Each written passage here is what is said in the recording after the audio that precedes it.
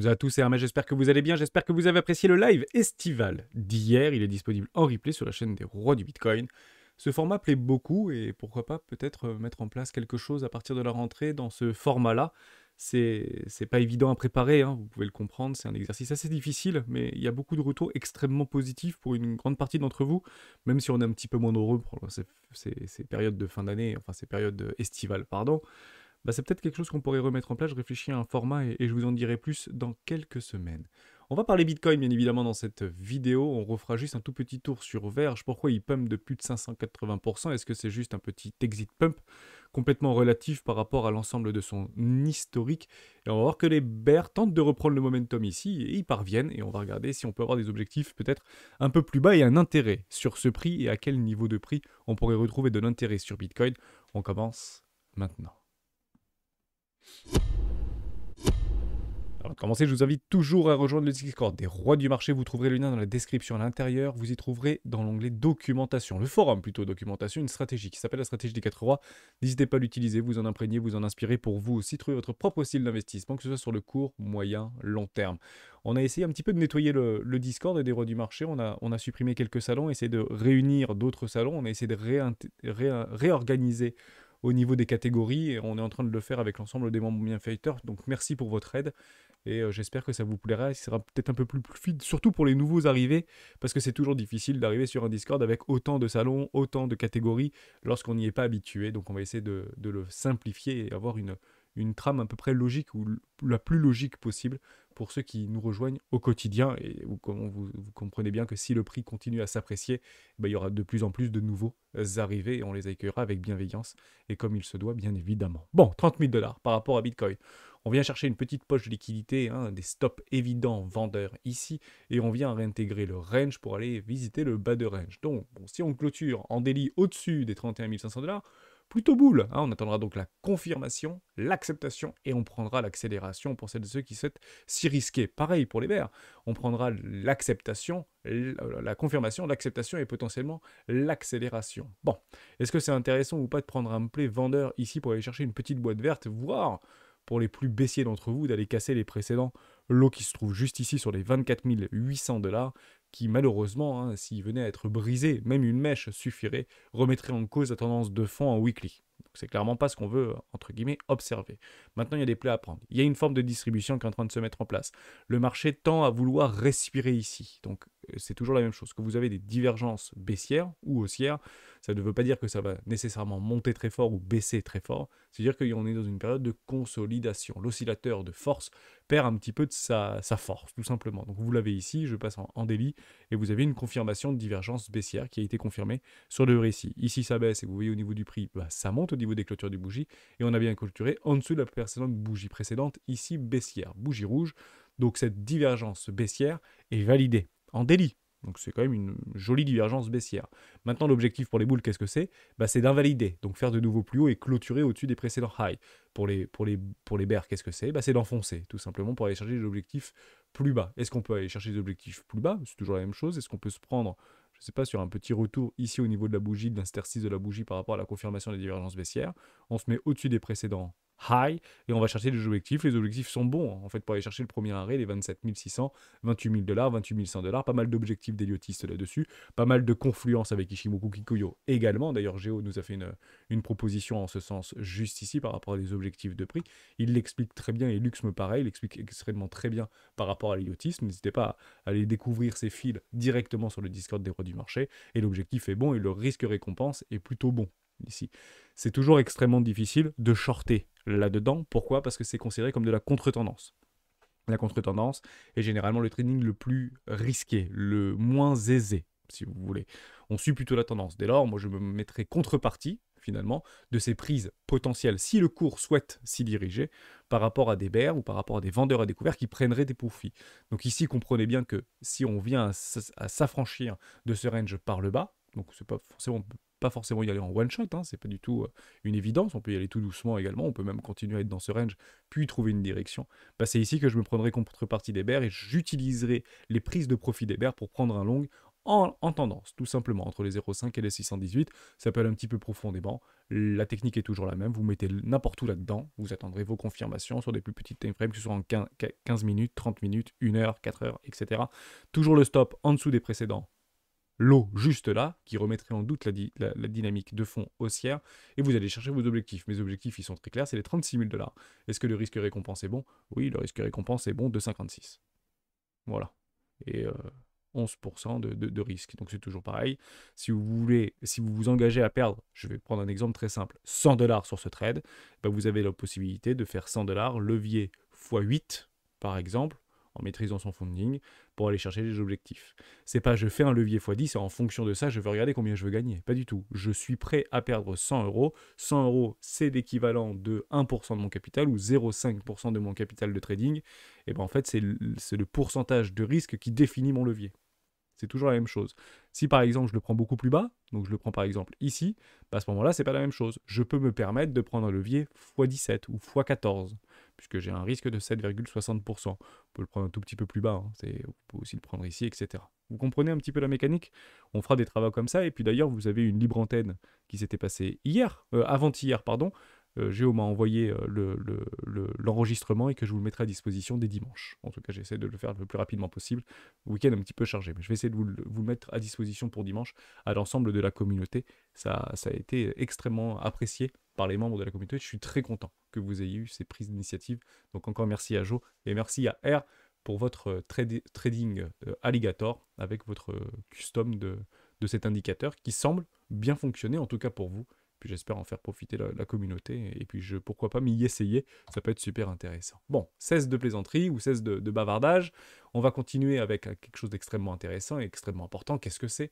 Bah, c'est le taux de chômage. C'est clairement ce qu'on attend, en fait. Je sais pas ce qu'il est mon taux de chômage, il est juste ici. Bon, on a bien compris dans notre scénarisation de la macroéconomie que, en fait, Jérôme Powell regarde peu le CPI, regarde avec un œil relativement attentif le CPE Core, mais regarde surtout et avant tout le taux de chômage aux USA. Bon, actuellement, le consensus sur ce taux de chômage aux USA, qui passera donc à 14h30 ce jour, est à 3,7 pour un précédent de 3,7. Donc, une stagnation au niveau du nombre de demandants d'emploi. Certains disaient dans les commentaires de YouTube, et c'est très intéressant ce que vous dites, c'est une forme de prise de contrôle des emplois sous-qualifiés par une manœuvre étrangère qui en fait fait baisser ce taux de chômage et qui fait en fait qui amenuise le nombre d'offres d'emploi. C'est pas complètement délirant, mais c'est pas la majorité. Hein, en fait, on le voit bien que le marché, enfin la production est forte aux États-Unis, et vous avez d'ailleurs des rééquilibrages de croissance qui sont plutôt à la hausse. Hein, on était parti sur un 1,2 ou 1,3 de PIB en plus aux États-Unis, et en fait l'estimation est passée à 2. Donc il y a quand même quelque chose qui est en train de se passer. Il y a une forme de résilience économique. Donc oui, on peut aller chercher en fait des informations un petit peu partout, mais ce qu'il faut regarder, c'est juste la data macro. Après, qui travaille pas, dans quel contexte, quels sont les cadres CFP+, ou manœuvres sous-qualifiées ou moins qualifiées, ou employés de bureau, ou etc., etc. En fait, c'est pas ce qui nous intéresse le plus. Ils rentreront pas dans le détail, en fait. Et les marchés vont pas forcément dans cet hyper détail-là. On regarde tout simplement d'un point de vue global. Et actuellement, le chômage, par rapport à l'indicateur qu'on regarde, et en fait, même s'il est faux, qu'il soit vrai, qu'il soit en dehors de la réalité, que finalement il n'y a pas 3,7, mais c'est plus près des 8,9, ça c'est pas quelque chose d'important. Ce qu'il faut regarder, c'est en fait des fractales et une redondance mécanique par rapport à une base de calcul équivalente. Et actuellement, c'est 3,7 et c'est pas ce qu'on attend. En fait, si Powell veut en fait initier soit son plateau, soit son pivot, il faudra en fait observer une forte augmentation au niveau du chômage. Et c'est comme ça, et c'est pour cela, même si ce n'est pas forcément nécessaire, que actuellement le marché le price en fait avec une augmentation des taux pour le 26 juillet prochain. On augmente de 0,25 points parce que le chômage est encore fort. Le chômage est encore faible, donc l'emploi est encore fort. Et c'est plutôt pertinent pour nous, puisque si l'emploi est fort aux États-Unis, c'est-à-dire que les gens peuvent payer leur crédit. Et on avait fait ce petit travail-là en début de semaine, pour dire en fait les gens, ils travaillent pas parce qu'ils ont envie de travailler, parce que c'est facile de trouver un emploi, c'est parce qu'ils n'ont tout simplement pas le choix. Donc il faut juste comprendre, comme ça me donnera ma conclusion par rapport à ça, c'est si vous commencez à avoir une augmentation plutôt oblique, hein, voire parabolique du chômage dans les prochains mois, voire prochains semestres, bah, partez du principe que ça va avoir une incidence extrêmement forte au niveau du remboursement des crédits et des incidences de crédit, que ce soit consommation, que ce soit immobilier. C'est mécanique. Et actuellement, on l'a bien vu, c'est 1000 milliards d'encours de cartes de crédit. C'est un record historique, tout confondu aux États-Unis par rapport à leurs cartes de crédit, crédit revolving, etc. Et il y a une forte augmentation au niveau des incidences de paiement sur les crédits immobiliers, dû notamment à la forte en fait, acquisition de biens immobiliers en vue de les louer, notamment sur Airbnb, et on voit qu'il y a des chutes de près de 50% sur les sites de réservation Airbnb par rapport à l'année dernière. Et ouais, donc ça c'est pas bon. Donc en fait tout se va se corréler, mais tant qu'on a un chômage relativement faible, tant qu'on a même si on a des taux relativement hauts et qu'on a une forme de croissance résiduelle constante au niveau des États-Unis, bah les marchés vont pas exploser à la hausse parce que pas vraiment de retour de liquidité, mais ils ne vont pas non plus cracher. C'est ça qu'il faut bien comprendre. Donc c'est pour ça, et je ne sais pas si je suis seul un petit peu dans mon narratif, mais si vous voulez en fait voir Bitcoin, si vous voulez voir les actions, les actifs financiers se réapprécier extrêmement fort, un petit peu à l'image du crack Covid 2020, avec cette injection monétaire, ben, il faudra en fait de la planche à billets. Et actuellement, rien ne l'indique. C'est ça qu'il faut comprendre. Donc on est là, donc on prend nos rendements et puis on essaye de pas s'exploser sur des ranges, sur ces petites cryptoactifs qui font des pump and dump pour se faire piéger. Donc faites attention par rapport à ça. Pas plus chose à dire. Une chose si relativement importante, si je passe en daily, on a breakout, et c'est plutôt propre au niveau de notre oblique ici. Donc on peut aller chercher un tout petit peu plus bas, voire des objectifs beaucoup plus bas. Donc faites attention à ça parce que les équilibres de marché se trouvent jusqu'ici. Des équilibres de marché, on peut très bien aller les chercher, voire un tout petit peu plus bas sur les 25 600. Ce qu'on ne veut surtout pas voir, c'est qu'on vienne à casser les 25 000. Ça c'est interdit si on veut continuer à gagner en fait et à conserver cette tendance. Dès lors, les plus patients attendront quoi? Bah, attendront en fait des confirmations, des accélérations et shop roll accélération, potentiellement sur des ratios de 1 pour aller chercher les 36 000 $. D'ailleurs, il y a même un meilleur ratio de 1 pour 1 au niveau des 36 000 $. Mais c'est pas complètement délirant de prendre ce type de play, bien évidemment. Je reste aussi sur ce marché, puisque la tendance est boule, et j'ai pas plus de choses à dire par rapport à ça. Côté Willy Woo, c'est très intéressant ce qu'il partage tout à l'heure.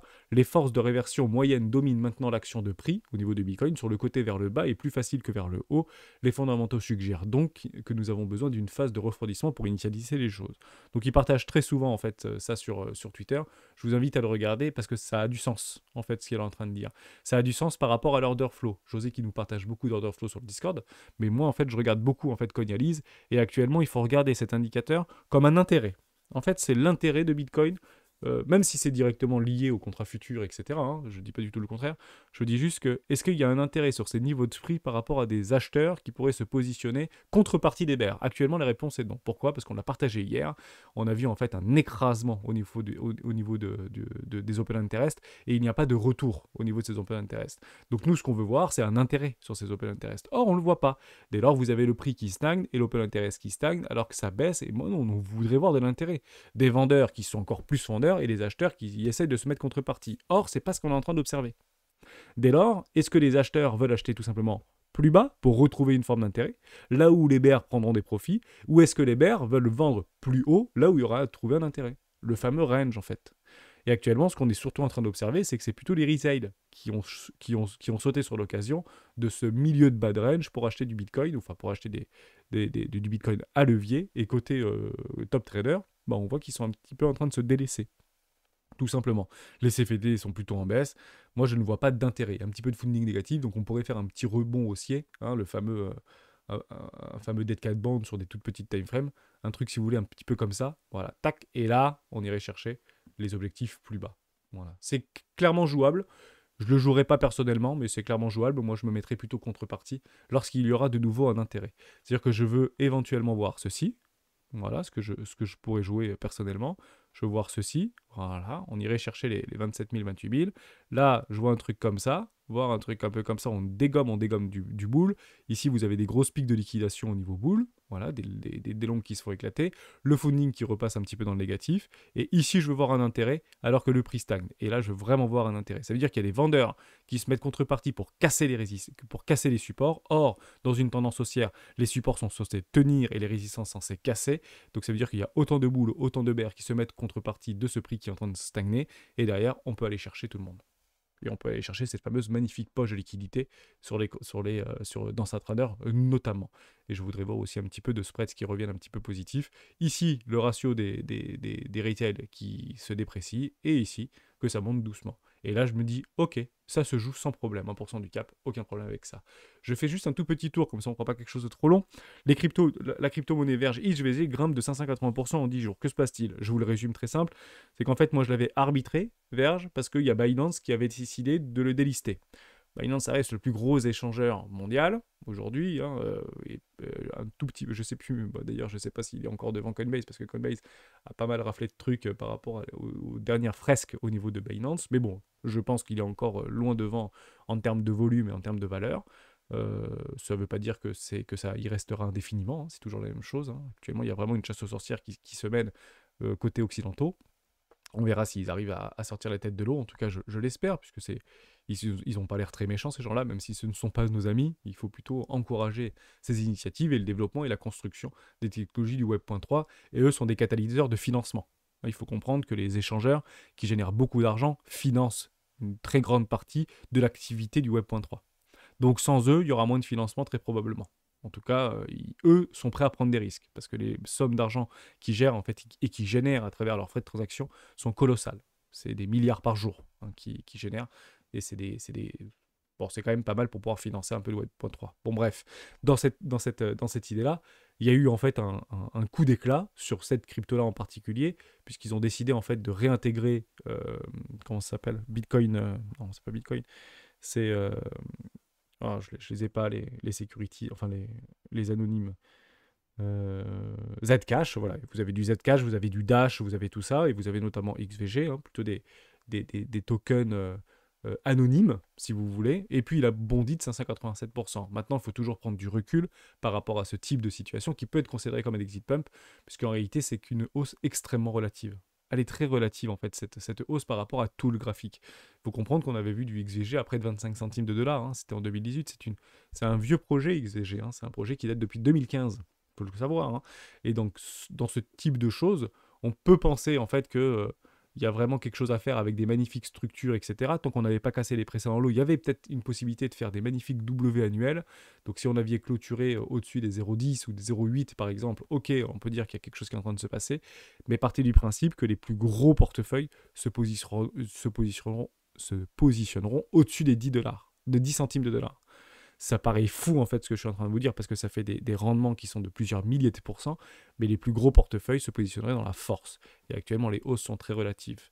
Donc, à voir comme ça, non, je ne m'y mets pas et je voulais choper un petit peu de volatilité parce qu'il y avait du sens de cette crypto anonyme, mais malheureusement, je n'y remettrai pas les pieds, sauf si je dois l'acheter beaucoup.